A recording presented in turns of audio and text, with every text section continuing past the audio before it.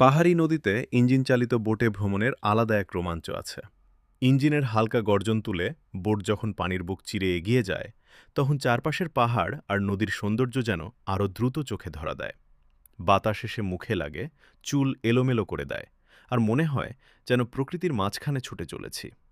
দুই পাশে সবুজে মোড়া পাহাড়, মাঝে শান্ত নদী, কোথাও পাহাড়ের ছায়া পানিতে মিশে গেছে, কোথাও সন্ধ্যা নামার ভয় করছে। বোটের গতি কখনো ধীর, কখনো একটু দ্রুত। প্রতিটি বাঁকে নতুন দৃশ্য, নতুন অনুভূতি। ইঞ্জিনের শব্দ থাকলেও প্রকৃতির সৌন্দর্য তাকে ছাপিয়ে যায়। নদীর প্রশান্তি আর পাহাড়ের নীরবতা মিলে এক অদ্ভুত শান্তি এনে দেয় মনে। এমন ভ্রমণ শুধু চোখ ভরে দেখা নয়, মন ভরে অনুভব করারও এক সুন্দর সুযোগ।